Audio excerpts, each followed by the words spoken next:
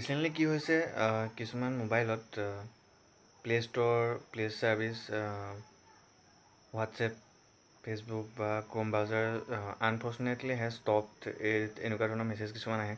আগতেও আহিছে, কিন্তু আজিকালি প্ৰায়ভাগ দেখাই গৈছে আৰু বহুতে কমেণ্টো কৰিছে প্লে ষ্ট'ৰত যে প্লে ছাৰ্ভিচ যিটো থাকে গুগল প্লে ছাৰ্ভিচ সেইটো ক্ৰেছ হৈ গৈছে। ক্ৰেছ হৈ যোৱাৰ কাৰণে কি হৈছে, আমি হোৱাটছএপ যেতিয়া খোলোঁ হোৱাটছএপ আনফৰ্চুনেটলি হোৱাটছএপ হেজ ষ্টপড এনেকুৱা ধৰণৰ মেছেজ আহে। স্ক্ৰীণত আপোনালোকে দেখিবলৈ পাইছে তেনেকুৱা ধৰণৰ মেছেজ আহে। আৰু ইয়াৰ কাৰণ এটাই যে প্লে ষ্ট'ৰৰ এটা প্ৰব্লেম হৈ আছে, যাৰ বাবে আমি যিকোনো এপ অ'পেন কৰিব ল'লে সেইবোৰ খোলনাখে ক্ৰেছ হৈ গুচি যায়।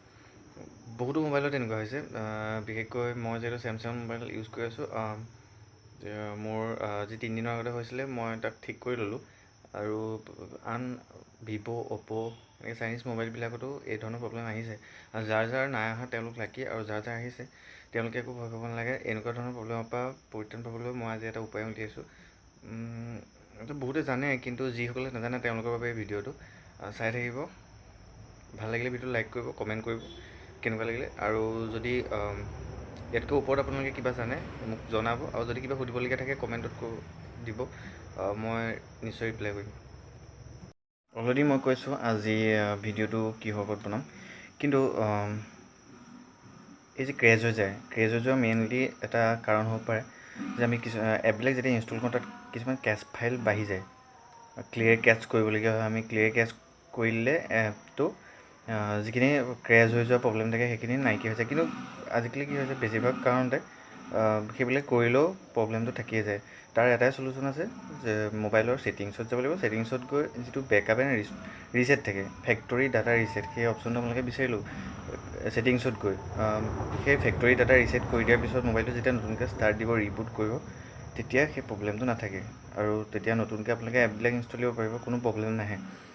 আৰু ফেক্টৰী ডাটা ৰিছেট কৰিবৰ কাৰণে যাব লাগিব চেমচাঙৰ যাব লাগিব, ছেটিংছত গৈ তাত ওলাই বেকআপ এণ্ড ৰিছেট। আৰু যিবিলাক চাইনিজ মোবাইল আছে অ'প্প' ভিভ' MI ৰিয়েলমি এনেকুৱা মোবাইলবিলাকত ছেটিংছত গৈ এবাউট ফোনত যাব লাগিব। এবাউট ফোনত গৈ তাত ফেক্টৰী ডাটা ৰিছেট অপশ্যনটো পাব, তাতে গৈ কৰি দিয়াৰ পিছত যেতিয়া পুনৰ ফোনটো ৰিবুট হ'ব, সেই ৰিবুট হোৱাৰ পিছত সেই প্ৰব্লেমটো নাথাকে, আপোনালোকে আকৌ আগৰ দৰে চলাব পাৰিব।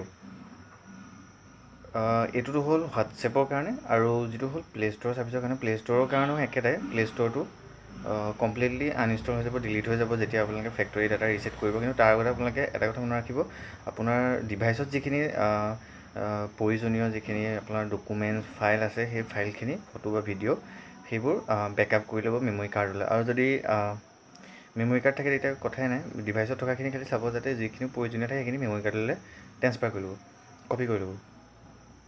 আৰু যেতিয়া মই ক'লোৱে অলৰেডি ৰিছেট কৰিব লাগিব, ৰিছেট কৰাৰ লগে লগে প্ৰব্লেমবিলাক নাথাকে, চব ঠিক হৈ যাব। আৰু কোনবিলাক মোবাইলত কেনেকৈ পাব সেইটো ক'লোঁ। আৰু MI ৰিয়েলমি এইবিলাকত ছেটিংছত গৈ চাৰ্চ কৰিলেও আহি যায়, ওপৰত নামটো চাৰ্চ কৰিলে কোনটো লাগে ফেক্টৰী ডাটা ৰিছেট চাৰ্চ কৰিব আহি যাব। ষ্ট'ৰটো ক্ৰেছ হৈ যোৱাৰ পৰা বচোৱাৰ এইটোৱে একমাত্ৰ উপায়, বেলেগ উপায় নাই। ফেক্টৰী ডাটা ৰিছেট কৰিব লাগিব। তেনেকৈ হোৱাটছএপৰ কাৰণেও, হোৱাটছএপটো নচলাৰ কাৰণটো হৈছে গুগল প্লে ছাৰ্ভিচ অকামিলা হৈ যোৱাৰ বাবে। গুগল প্লে ছাৰ্ভিচ যিহেতু এতিয়া এটা ক্ৰেছ প্ৰব্লেম চলি আছে, সেইটোৰ বাগ হৈ আছে, বাগটো ফিক্স কৰালৈকে এইখিনি চলিয়ে থাকিব। তাৰ আগলৈকে আপোনালোকে যিটো পুৰণা প্লে ষ্ট'ৰ ভাৰ্চন আছিলে সেইটোকে চলাব লাগিব। যেতিয়া ফোনটো ৰিবুট কৰিব তেতিয়া পুৰণা প্লে ষ্ট'ৰ ভাৰ্চনটো ওলাব, সেইটোত চলিব, তেতিয়া প্ৰব্লেম নিদিয়ে ক্ৰেছ হোৱা। আৰু আজি আপোনালোকক দেখুৱাম ক্ৰ'ম ব্ৰাউজাৰৰ কেইটামান অতিকে ইম্পৰ্টেণ্ট ফিচাৰ। বলক স্ক্ৰীণত আপোনালোকক দেখুৱাই আছোঁ। একচুৱেলি ক্ৰ'ম ব্ৰাউজাৰত কেইবাটাও অপশ্যন থাকে, যিকেইটা হয়তো বহুতেই নাজানে। আজি চাওক কি অপশ্যন থাকে, ফিচাৰকেইটাৰ বিষয়ে আমি নাজানো। প্ৰথমটো হৈছে চাৰ্চ ইঞ্জিন। চাৰ্চ ইঞ্জিন আমাৰ জেনেৰেলি গুগল হৈ থাকে, কিন্তু আমি চেঞ্জ কৰিব পাৰোঁ য়াহু, বিং এইবিলাক। তাৰপিছত থাকে পাছৱৰ্ডবিলাক আমি যিবিলাক ৱেবছাইটত আমি পাছৱৰ্ড দিওঁ পাহৰি যাওঁ, আমি এইবিলাক চাব পাৰোঁ। ফেচবুকত কি পাছৱৰ্ড দিয়া আছে সেইটো চাব পাৰোঁ, ইমেইলত কি পাছৱৰ্ড দিয়া আছে সেইটো আহি পেলাই আমি ইয়াত চাব পাৰোঁ। যিহেতু মোৰ পাছৱৰ্ড এতিয়ালৈকে নাই, একোহত দিয়া নাই, সেইকাৰণে ওলোৱা নাই। তাৰ পিছৰ অপশ্যনটো হৈছে প্ৰাইভেচি এণ্ড ছিকিউৰিটি। প্ৰাইভেচি ছিকিউৰিটিত এটা ভাল অপশ্যন আছে ডু নট ট্ৰেক। আমি ডু নট ট্ৰেক অপশ্যনটো অন কৰি দিলে আমি ৱেবছাইটবিলাকত যেতিয়া কুকিজবিলাক এলাউ কৰোঁ তেতিয়া আমাক সিহঁতে ট্ৰেক কৰিব নোৱাৰে। ছেফটি চেকত আমি চেক কৰিব পাৰোঁ আমাৰ কিবা ভাইৰাছ ভুলনাৰেবিলিটি আছে নেকি, কিবা বাগ থাকিলে সেই বাগবিলাক ধৰা পৰে।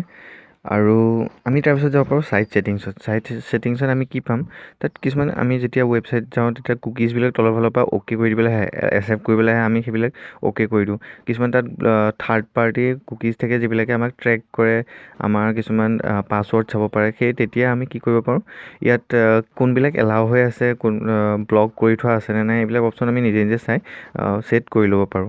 যদি আমি থাৰ্ড পাৰ্টি ৱেবছাইটবিলাক ব্লক কৰি দিওঁ তেতিয়াহ'লে আমাৰ কোনো ধৰণৰ ভয় নাথাকে। এইবিলাক ক্ৰোম ব্ৰাউজাৰ কিছুমান অতি উল্লেখনীয় ফিচাৰ, যিখিনি হয়তো আপোনালোকে নাজানিব পাৰে কিছুমানে, তেওঁলোকৰ বাবে দিয়া হ'ল।